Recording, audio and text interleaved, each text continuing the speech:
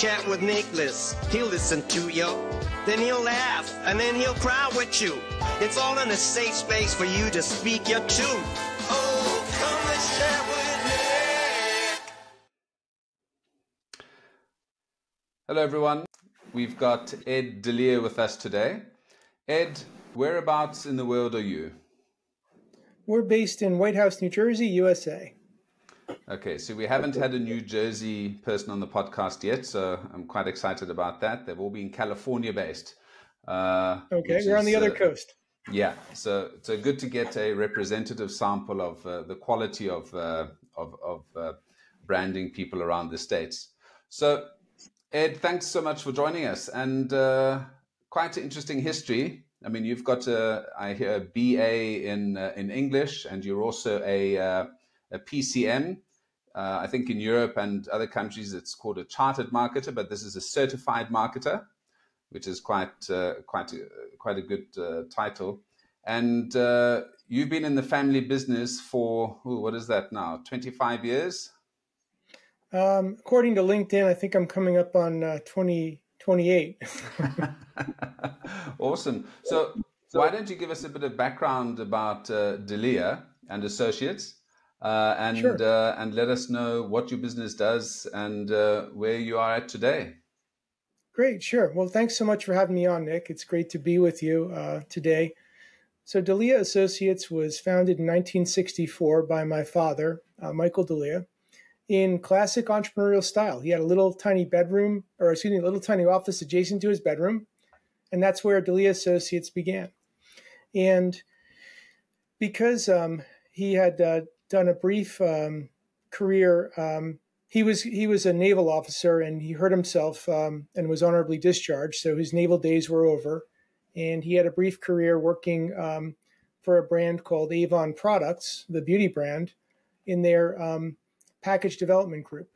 So in that group, he was learning a lot about plastics at the time. In the 60s, plastics were becoming more mainstream for consumer goods and how plastics were processed. So lo and behold, some of his early clients were in the plastics and packaging industries, and we still service those industries to this day. So he founded Delia Associates as a traditional B2B advertising and PR firm. And I came along, so I'm the youngest of three, and I grew up around the business, as many kids will do when there's a family business in play. Not really thinking much of it. I mean, I was collating press kits when I was 7. I think I was helping my brothers build trade show booths when I was 13. I wrote my first published press release when I was 15 or 16, and I was doing media analysis at 17, not really thinking anything of it. It's just what you did, when you're around a family business. And had no intentions of joining, let alone leading or buying this company. In fact, I'm on record as saying when I was about to graduate college, I was in line ready to get my diploma, and my good friend was next to me. And I said to him, I don't know what I'm going to do next exactly, but I'll be damned if I go to work for my own man. And, so if I ever make an affirmative statement, Nick, you bet the ranch on the opposite. So a few months later, I'm turning down a job opportunity to go to work at Delia Associates full time. And that was August of 95. So they say that time flies when you're having fun. And my goodness, I felt like I looked up and a year had passed. Yeah. And it's like, it was just so rapid, so fast that that kind of told me I'm in the right place. And I think that's a good, something that I'll often tell young people that are about to start their careers. Hey, if you're watching the clock every minute of the day and can't wait to get out of there, you're probably in the wrong place. But if you look up and you say, oh my goodness, it's 5:30 and I'm still here and I didn't even realize it, or it's 6 o'clock or 8 o'clock, you're probably in a good place. That means you're engaged, you're engrossed, and you're loving what you're doing. So that's kind of how it was for me out of the gate. So there's a couple of parallels between your story and mine, actually. Well, your dad's story and mine. I've actually done work for Avon as well across Africa. And I started out in packaging and design as well. So I know exactly what you mean about building booths, and I can tell you hexachromes, I can tell you what papers used, what stock. But that industry is gone. Not gone, but it has changed fundamentally, from 1995, or well, definitely the 60s to now. And I think that segue from focusing on sort of consumer goods and packaging and traditional advertising has obviously moved over to digital. So, and I believe your business has also made that migration as well. I mean, there's still packaging to be done out there, but I think a lot of it's done in Turkey, China, and other places, and much less of it in the States. Well, it depends on certain specialized or specialty packaging, is still largely stateside. But yeah, things that are what might be construed as more commoditized packaging formats are often sourced from outside this country. That's for sure. So our discussion today is really going to be on the focus of your business now, which is B2B. And B2B is the ugly duckling in the marketing world, because everyone wants to do consumer, beautiful packaging, beautiful design, TV adverts directly to consumers. I see your business really is focusing on more B2B, and especially on the lead generation side. So I think maybe let's talk about the type of B2B business you do and why that became a focus for you. Okay. So historically, we've always, I'd say, leaned B2B in terms of our client mix. And the only time that changed was probably, around 2000, or maybe just before. So I had been with the business, full time for 4 or 5 years. And we had 8 or 9 clients. So we had fewer clients, but larger clients. And they were all kind of concentrated in one industry. And what happened was, kind of overnight, client number 1 bought up clients 2 and 3. And now 80% of our revenue was tied up with one entity, and they decided to go do an agency review.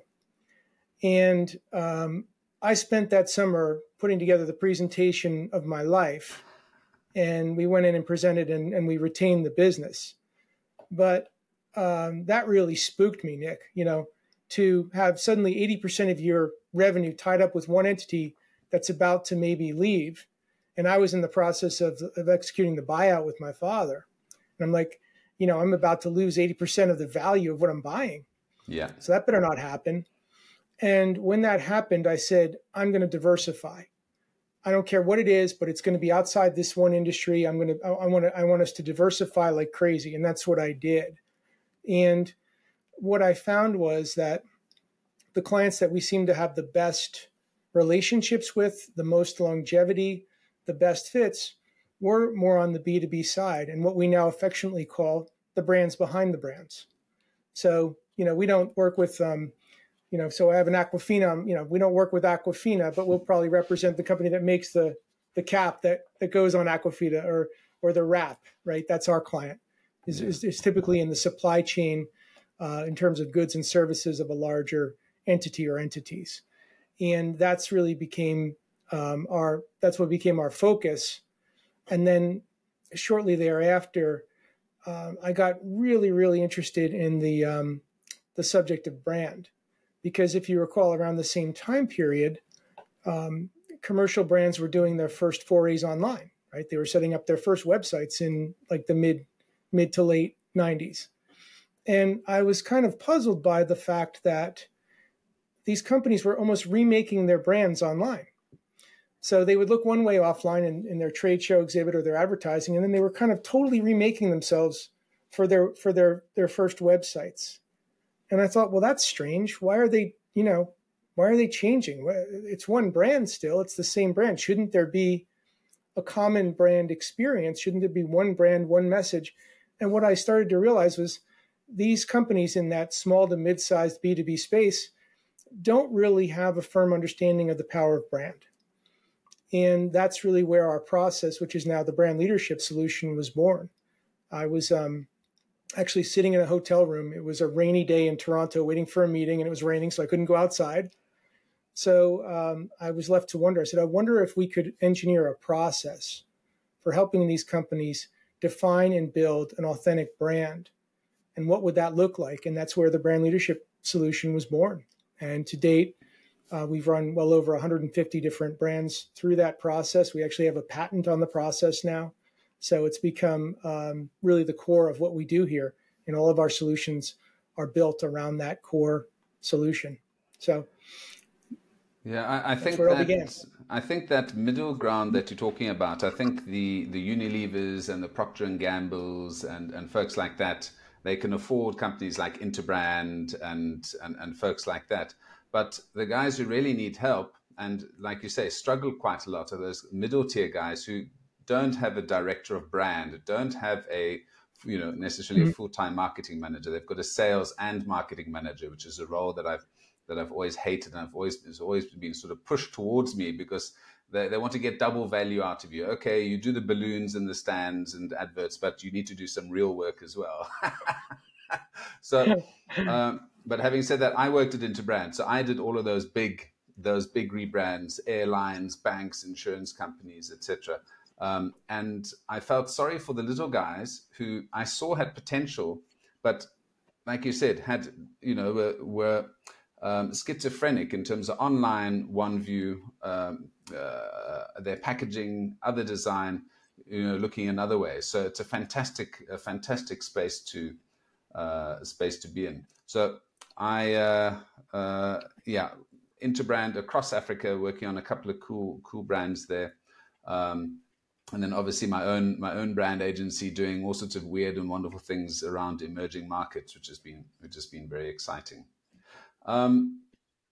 There's packaging design, there's design, website, content creation, etc. But I think an area that you are quite specialist in as well is that B2B lead generation, or how do you generate B2B leads? Because for consumer marketing, you've got radio, TV, Instagram, Facebook, packaging, etc. But if you're a steel company, or if you're a window company, or if you're selling a service that is directly to a company, your target market is much smaller. How have you streamlined that process, or how do you work through that process with a new client that you're onboarding? So it usually starts with, and we have a tool for that. It's a growth planning tool. So we start with a growth strategy, and in that, basically, there's three primary methods to grow a B2B enterprise. You either go out and get more customers, you retain and expand the ones you have, or you find ways to increase buying frequency. And those are the three primary ways that a B2B enterprise will grow. Now, some might say that's a clever statement of the obvious, like no kidding, right? It gets a little more interesting when we break it down further and say, okay, in each of those methods, there's 10 primary growth channels that can be deployed. And so what you're left with is 30 ways to grow a B2B enterprise. And it would be both irresponsible and inconceivable, especially in the small and middle market, to say, okay, head of sales and marketing, go work on these 30 things and come back when you're done. That's insane. So what we do is say, what are the 3 to 5 that are going to drive growth in the next 12 to 18 months that we can identify, that we believe are achievable, that we can assign a true theory and growth goal to, and build objectives around, so that at the end of that period of time, we can look back and say, either we did or didn't make progress to that end. And we usually look for, in the B2B space, a 10-to-1 ratio, or a 10x opportunity value to the cost of implementation. So, if you're going to spend $50,000, there should be at least a $500,000 opportunity value at the back end of it, to make sure that there's going to be a good ROI equation. Sometimes we'll have a great idea, but it will say, okay, it's going to cost $100,000 to implement that, and you might make 70 or 80 in terms of your top opportunity value. Well, it's upside down. It may be a good idea, but it's not worth it, right? Because you'll be upside down after 18 months with no potential for flipping that, in year 2 or something like that. So we're looking for, where are the prioritized and most readily available growth opportunities. And the net out is usually it's about quality, not quantity. So a lot of people talk about, I can get you all these leads. Well, we have a client we were working with, and their previous provider was getting them 10 more leads than we are now. but they're delighted with us because, they're seeing little companies like Boeing and Northrop Grumman and, these major mega brands are not, are now making heard inquiries. of them. Yeah. So, they're pretty happy. And yeah, the quantity is down, but what they were doing before was spending, they would win 1 out of 10 engagements. And I said, no, there's something wrong here. You're a good company. You provide good value, you provide a custom solution. You should be winning at least 30%. So you're pursuing. So what we now have is a system in place where they vet and validate before they just start firing off quotes. And what it's done is it's saved somewhere in the neighborhood of 2 days of one of their top executives' time. He was spending a good 2 days chasing after ghosts, leads that were not closable. So now he's spending more time with fewer leads, but he's working a process to close. And now they're moving from 10% up to, I think they're at like 22%. So they're heading in the right direction just by really optimizing that process. And again, focusing on quality, not quantity. And that's, it's very easy for that mid-market B2B to get excited by, something that might be kind of a shiny object, but it's really not a good use of time. And there's only so much time we have to put in the field. So we've got to spend the time and the dollars wisely. Well, it sounds like you are the Deloitte or the McKinsey of the B2B lead world. And that point of quality over quantity, we've had that quite often as well, where folks have said, well, we're not getting enough leads, or give us more leads. And the like you said, time spent chasing after ghosts is cash money down the drain of those senior execs. So I think that quality side is exceptionally important, and the amount of research and thinking that has to go behind those clients is very important as well. So you can't, in terms of lead generation and keeping that pipeline warm as well is also important. And I think that's where CRM systems come in, and management of these leads. I think a lot of folks think if a client says to me, call me next, we're not ready yet, call me in 6 months. Half the time I'll forget about that. But there are tools and systems in that you can use that will, keep you top of mind, or these clients top of mind, which don't break the bank like your sales forces and these very complicated problems. Processes. Now, I want to chat about some key challenges specifically for sales execs and marketers in the B2B space. You've spoken about time, you've spoken about the quality of the leads. What other things are clients coming to you with, the problems that you can solve for them? Well, in many cases, and I think you touched on it earlier, Nick, is it's very common, especially in the middle market space or the small middle market B2B space, to see that title of sales and marketing bundled, right? It's a VP of sales and marketing. Well, most of the ones that we deal with, and we do deal with people wearing that title quite often, they didn't get to that position on the basis of their marketing acumen. They got to that position because they knew how to close deals, they had a good sensibility of the marketplace, and they demonstrated some leadership ability. And that's how, and they got saddled with this thing called marketing. And it's not to say that they're not good marketers. They typically have very good marketplace insight. In other words, they know that, they know their voice of customer well, they understand their audience well, they understand, what they can put in the field and sell well, but they really don't have marketing skill sets or acumen. So when we come along and say, well, all that stuff that you do in your role that you don't like, we'll do that, and we'll make you really look good, and we'll help you and your sales team go after the most prosperous opportunities and drive your top line. It's a really good proposition and a really good fit. And since we typically do work with a lot of clients that do seem a little bit nutsy, boltsy, or as I say, they're the brands behind the brands, what other agencies might look at is, oh, that's not very desirable work. We do it every day and we love it. We have some longstanding clients to show for it. Our longest standing client is going into year 33. Wow. So it actually predates my tenure as a full-time employee. Yeah. And we've been through 6 CEOs, maybe 10 VPs of sales and marketing, across that span. And it's because we know their industry well.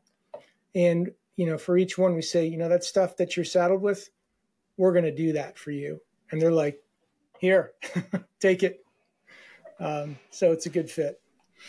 Now, on a slight tangent, my understanding of the American market is obviously through CNN, MSNBC, Fox, and a variety of other channels. But you're in New Jersey, and is there a big enough market for you in New Jersey, or are you working around the states, internationally? It must be a super competitive market in the States. So where do you focus your attention? Well, we do have a concentration of clients in the New Jersey, New York, and some PA, just because there's a heavy concentration of industry in those 3 states. And yeah, there's a lot of firms, but a lot of the firms in the region don't exclusively focus on business to business, as do we, or pursue the client types that we do. We have worked across the nation, and we have worked globally too. So we have a client in Kenya. We have had clients in Norway and Europe, Canada, you name it. So, thanks to technology and video conferencing. So even pre-COVID, we were quite accustomed to working on Zoom and GoToMeeting and, all the other platforms, because that was a regular nature of communication with some of our overseas clients. So not a big deal. I'm glad you brought up COVID, because I wanted to ask about how business changed for you during or post-COVID. And I hear there are mutterings about them bringing back masks and a couple of restrictions again towards the end of the year and before the elections. How would your business deal with new restrictions in terms of travel and issues like that? How did your business manage to make it, number one, through COVID, especially with this B2B type business? Yeah. I'll have to give a lot of credit to my team. So I have a team of 12 people here. And I think by virtue of the fact that we did have some overseas clients already, and that's how we did communicate, we had that familiarity. And also, so in New Jersey, occasionally we have blizzards, sometimes we have hurricanes, and sometimes we have power outages that last more than a few hours, sometimes days or a week. Where we're situated in the town, every now and again we have a blackout that might take us out for the day. So we already had contingency plans for, emergency situations, and everybody had the means to work remote. So all we did when COVID came around is like, let's take what we would normally do for 1 or 2 days and just protract it like it's every day. And that was our battle plan, and it was fairly seamless. To the credit of our clients, they were pretty quick to get on board with Zoom, with GoToMeeting, with Teams, and adopt those skills pretty quickly. And some we'd actually help them. We'd give them some, here's how to set that up, or if we'd troubleshoot that for them just so that they could communicate. But by virtue of being concentrated in a lot of B2B industries, some that were consumer serving and some where our clients were serving either government or military, they couldn't shut down. So shutting down wasn't an option for them. So we actually grew across the COVID years in terms of both staff and volume of business, as did many of our clients. Some of them were, we helped kind of redirect some of their capabilities to be more COVID serving. So one company realized that they were making trial size hotel amenity shampoos and conditioners in small containers about the size of a hand sanitizer. And, if you recall, you couldn't get enough hand sanitizers for a while. So they re-engineered their lines to produce hand sanitizers, and ran them in the millions. Another company engineered an interesting face shield for the medical community. Another one was came up with a unique mask configuration. So, and another one provided consulting services to pharma, was now providing same consulting services to distilleries who are now suddenly, instead of making liquor for drinking, they were making sanitizers and cleansers. So there was a lot of agility required, and we were just thankful that our clients were doing well, that we were doing well, and happy to work hard and work long hours to support them. So it was a time none of us will forget, but also a lot to be grateful for across that time as well. Yeah, well, having a strong team beside you obviously helps with success. I think the other thing that is to your benefit there is the longevity of your relationships, because you knew they had those particular products and that size packaging. It probably was easier for you to convince them or know that they had these particular elements at their disposal. So I think that's fantastic. The last thing I want to chat about is I've got a new cohort of students starting this summer. And you mentioned that when you were graduating, the last thing you wanted to do was join your dad's business. If you had to go back, or not go back, if you had to be your age in 1995 now, and you were a student in marketing or advertising and sales, what would you suggest they do? What are the kind of areas that you look at now and say, man, I wish I was 20 again.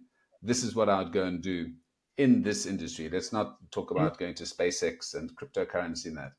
What would you say to a younger self now, or if I'm sure you've got maybe a son or daughter, what would you tell them to go into now? So if they were going to pursue a marketing path or just okay. So I would, if I were to go back and talk to my younger self, and I wish I had the time to do this, I would have benefited from working at another firm before joining this one. My situation was a little bit different because I was 22 years old, and my father sat down with me and he said, I'd like you to consider coming into the business. I'll teach you what you don't know. We'll do a buyout. We'll do a long-term buyout. But decide over this weekend, because if you don't, I've got 3 or 4 people lined up to buy Delia Associates. So it was basically me taking a weekend, thinking about it, taking stock of where my friends were, and they were all either going back to school or taking very low-level starter jobs. And I said, I'm 22 years old, and I've got this opportunity for business ownership in front of me. I should probably take that. I should give that a try. So I would say to a young person, when an opportunity presents itself, take it, go for it, because you're young, and if it doesn't work out, that's okay. But when you see an opportunity, reach for it, go for it. The other thing I would, and I have spoken to students, and we do intern students when we also do job shadowing, where students will come in for the day and speak to all my department heads and spend the day with the firm.